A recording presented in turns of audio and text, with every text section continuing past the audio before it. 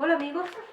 en Ley Fácil vamos a hablar sobre algunas leyes o normativa legal, pero con palabras simples, términos coloquiales para que todos podamos entender. Vamos a responder una pregunta que nos llegó que tiene que ver con los derechos que tienen los trabajadores en situaciones de emergencia, catástrofe, como por ejemplo estado de excepción constitucional, estado de emergencia, terremotos, toque de queda, etc. La pregunta concreta que nos hicieron es, ¿qué descuento me puede hacer el empleador a mí? ¿Y qué ley ampara, qué ley me ampara a mí como trabajador y qué ley ampara al empleador frente a estos casos? Vamos a partir desde lo más simple a lo más complejo. Vamos a partir con los descuentos relacionados con la asignación de movilización o bono de locomoción, como se conoce. Según un documento emanado de la Dirección del Trabajo, el documento 5724, con fecha 25 de noviembre del 2016, señala este documento que el empleador me podría descontar a mí del bono de locomoción bajo dos circunstancias. La primera es que yo no asista al lugar de trabajo. Por ende, si yo no asistí 5 días, 2 días, lo que sea, esos días se me puede descontar proporcionalmente de mi bono de locomoción,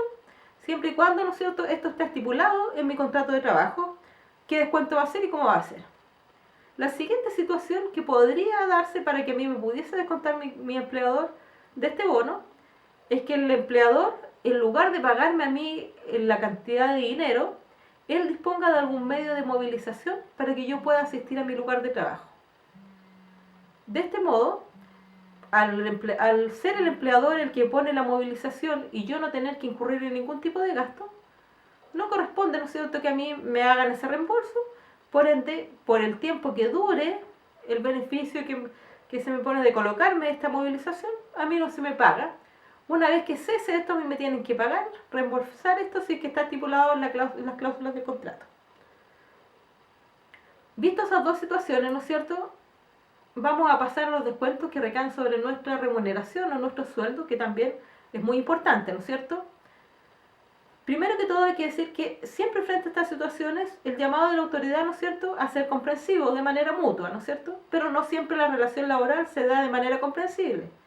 Además de eso, hay que recordar que como hay una parte que tiene mayor fortaleza en esta relación contractual, a veces esta parte podría incurrir en errores, ¿no es cierto?, que podrían generar un menoscabo, un detrimento, ¿no es cierto?, en la relación que va a tener el trabajador y empleador, y esto podría afectar, ¿no es cierto?, a la parte más débil, que es el trabajador. Ya, dicho eso, vamos a los descuentos. Los descuentos que podría hacer el trabajador, ¿no?, el empleador, con motivo, ¿no es cierto?, de un estado de excepción constitucional o de un terremoto, de un toque de queda, va a depender del contrato, ¿no es cierto?, del tipo de contrato y de la situación en la que uno se encuentre. Vamos a hablar primero de una excepción que presenta estos descuentos. Si dada la contingencia, el empleador no puede, ¿no es cierto?, mantener el local abierto, o por su propia voluntad prefiere cerrar el local o el recinto donde se desarrolla el trabajo o la faena, pero el trabajador se presentó y estaba dispuesto a realizar su trabajo, pero dadas circunstancias externas o decisión del empleador, el trabajador no pudo trabajar.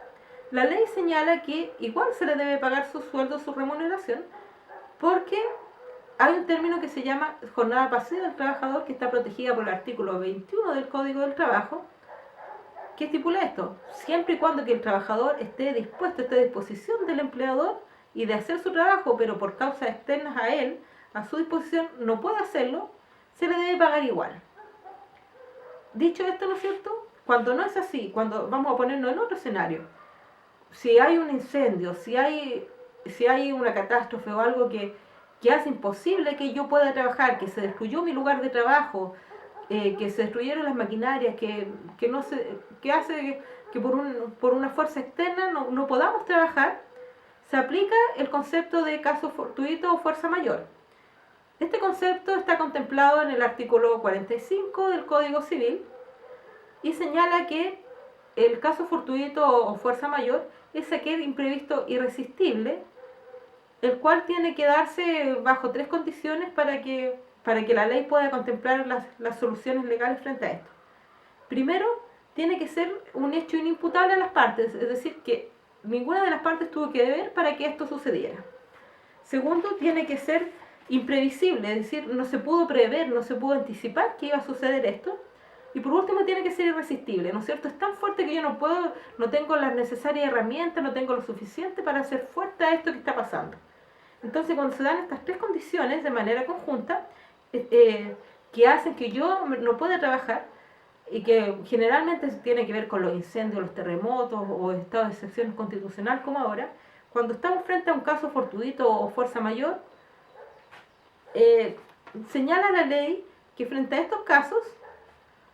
se estaría suspendiendo la relación contractual, es decir, durante este periodo de caso fortuito o fuerza mayor,